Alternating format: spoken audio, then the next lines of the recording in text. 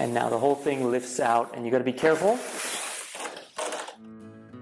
Hey everyone, welcome back to the Clueless Dad. Today we're going to unbox this 49-inch Samsung Ultra HD 4K smart television that I'm going to use here in my office. So you may have seen this space in my other videos. This is the kitchenette area, and we have some tables, and basically everybody eats lunch here, and we use it also for meetings. So we need to have a monitor or projector of some sort. So we wanted something big, so we got the 49-inch, and of course I had to get HD because why not? It's 2019. And so this one was actually pretty reasonably priced. So let me just read off the exact name. I had to write it down because it's so crazy. This is the Samsung UA49 NU7100 JXZK. I don't know what all those extra letters and whatnot mean, but basically it's the 7100 series NU, and it's Ultra and who knows what. So it has 4K, it has HDR, it has obviously very slim, etc., all the ports you want, smart TV, etc. So it's called Wi-Fi, it's got Ethernet connector, it's got 3 HDMI plugs, and also 2 USBs. So you can do quite a lot with that, and I actually have an Apple TV which I'm going to use for screen sharing with a Mac. So let me get this guy out of the box. One word of warning, if you're looking for like a pristine unboxing, which you can't really get out of a TV anyway, unfortunately this box has been opened. So when I was picking up in the store, the sales guy insisted, like literally, if you don't open it up and check it, there will be no warranty, so we have to do it. We can't sell it to you otherwise, because I did protest. So anyway, they took it out, they plugged it in, the guy put it back, kind of half-assed. And he's like, well, as long as the styrofoam's on, it's fine. I'm like, no, you don't understand. I have to unbox it. But anyway, I digress. Let's open it up. So just pretend like I didn't tell you that it's already been opened up.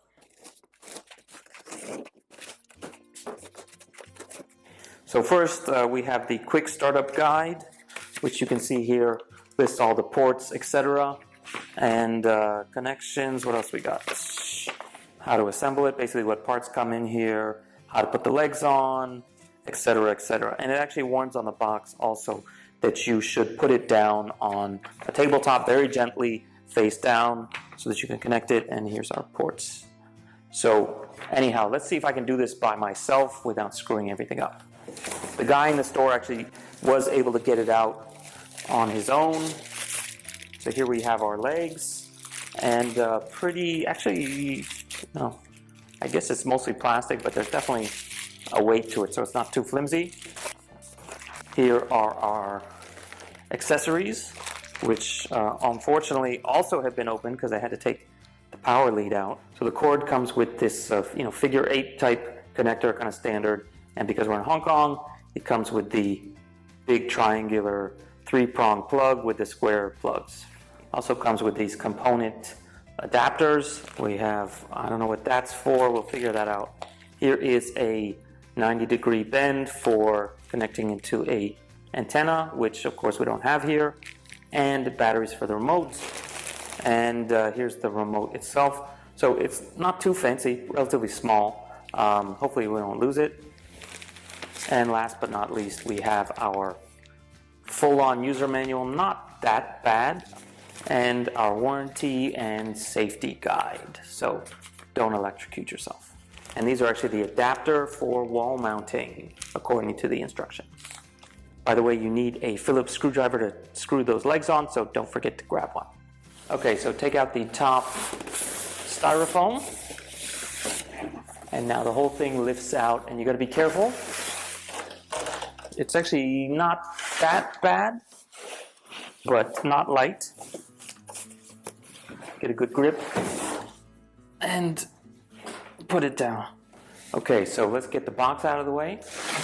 Okay, so now from here on out, the most important thing by far is to obviously not scratch the screen, which is why it's actually much better to use 2 people. On the box, they actually warn you to put a blanket down on a tabletop and to put this thing face down when you're connecting the legs. Unfortunately, I don't have any blankets around because it's an office, and I'm going to try to use the protective sheet here without screwing up too much. So let's see how this goes.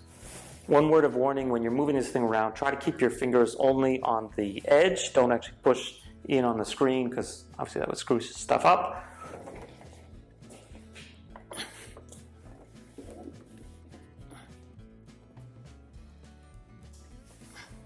Okay, so I managed to get it face down without scratching anything. So let's open up the legs and mount them.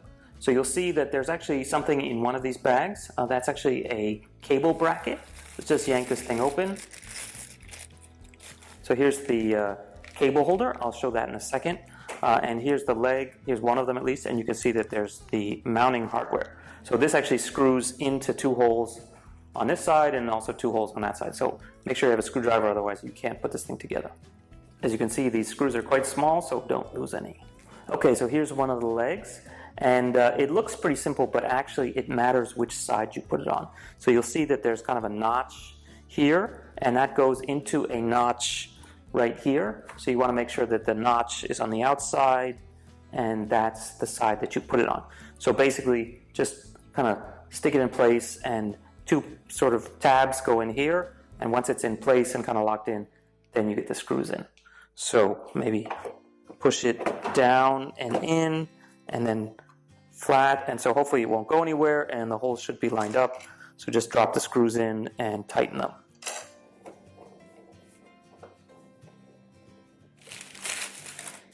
And repeat on the other side.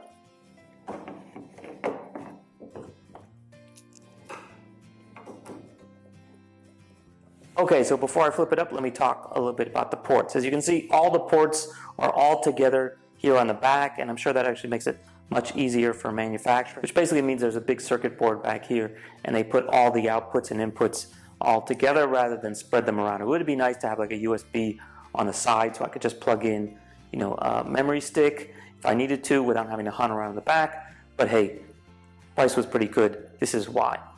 So we have basically two USBs. One is a 1 amp and one is a half amp. So I guess if you're going to power an external drive, it actually says HDD. So if you have like an external drive with a lot of media files, you should plug it into this one. We have our 3 HDMI inputs, 1, 2, 3. We also have our audio out. This is a digital audio out, which is an optical. And then also LAN. So you can plug in an Ethernet cable, which is really good if you're putting this TV in, say, the opposite end of your house from where your Wi-Fi router is. You don't want to rely on Wi-Fi. You want to get a good fast signal. Basically, you can plug LAN straight in. And next up, we have our component in, which is actually two small plugs, which are like composites. So you use those adapters that came in the box, and it has the whole, it's basically 5 connectors shrunk down to 2. And that's like, left and right audio. And last but not least, we have our old school analog antenna. I'm impressed that they even have one of these still. Okay, so let's connect this thing up to the power. So the cable, as you can see, is a 90-degree bend, and that's because you may have this thing mounted flat against the wall. So if you had like a normal cable, if you try to recycle one of your other figure 8 ones, it might not fit because this thing shoots straight out. So use the 90-degree one if you can, push it down, and then there's these grooves here, so you can basically run this cable through those grooves to one of the legs, and I'm going to have it go this way because that's the side that our plug is on, and basically it just kind of sticks in here. It doesn't come out super elegantly, but then you have it run down the foot, and that's where these clips come in. So this thing just basically snaps on and holds that thing in place. And I guess, depending on where your HDMI cables are, you might have those come off on this side and the power come off on that side, or whatever. You can actually put more than one cable through here. They're actually pretty big.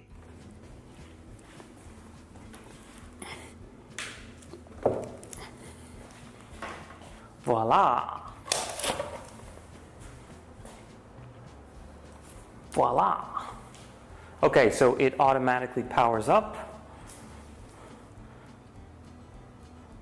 Okay. So just follow the instructions. And it's coming to me in Chinese, but I can change it.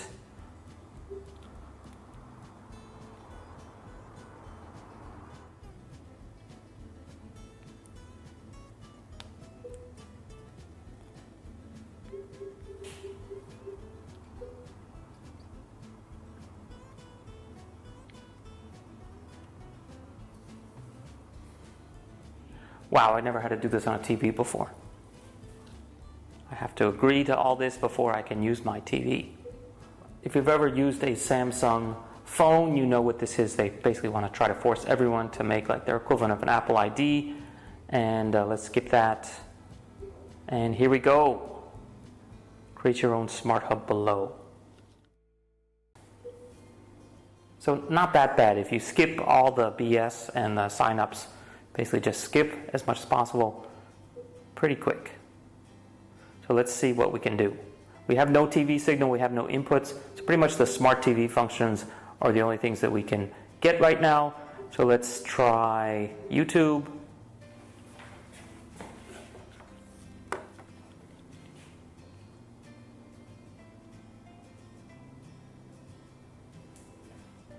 It doesn't know anything about me except the fact that I'm based in Hong Kong, and this is what it's chosen to show me. I don't know where this is trending, but basically probably, I guess, the US. This looks very similar to the YouTube interface on Apple TV, so I'm guessing it's basically made by YouTube, so they do the same thing. So let's look up Clueless Dad.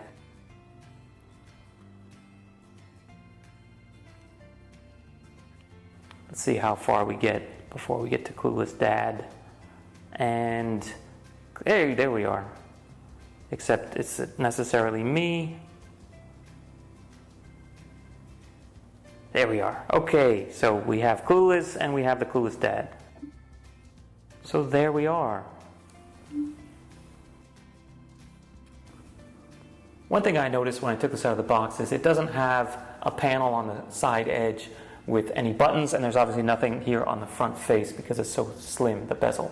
So I did notice that there are some very small buttons here under the Samsung logo, and you might miss it, but basically if you push it, there you go, it actually brings up this menu. And in this case, there's literally like one button, so you have to basically just push it to get to the right thing. And this is pretty shitty, like obviously definitely don't want to lose this, but if you did, I guess you could still live. And I'm hoping that the smartphone app, like the Apple TV, can kind of do a lot of these functions as well, hopefully. And again, this is Samsung, so you know these aren't too hard to come by, but if you had to go through and only use one button to control things, so let's try, like for example, to turn up the volume. So you just hold it and it goes up, and then you got to do it again and turn it down. Yeah, not the end of the world, but definitely not very easy to use. So, so yeah, definitely don't lose this thing. Okay, so that's it for the unboxing and setup of the Samsung 7100 class of Ultra HD 4K smart TVs. This is the 49-inch one. I think the other ones are basically all the same. Obviously, the smaller ones, totally easy to do by yourself. There are larger Samsung ones, I don't know in this series or not, but definitely for those ones you would need 2 people. Don't drop your TV. If you like this video, please give us a thumbs up and consider subscribing. I do a lot of furniture assembly videos lately, but I also do parenting stuff like cribs and strollers and whatnot, so definitely check those out as well. Okay, so that's it for today. See you guys next time. Bye. Having the stroller with me all the time up in the overhead bin, as soon as we get off the plane, pull it out, unfold it, and walk off. Literally, that could save you 15-20 minutes right there.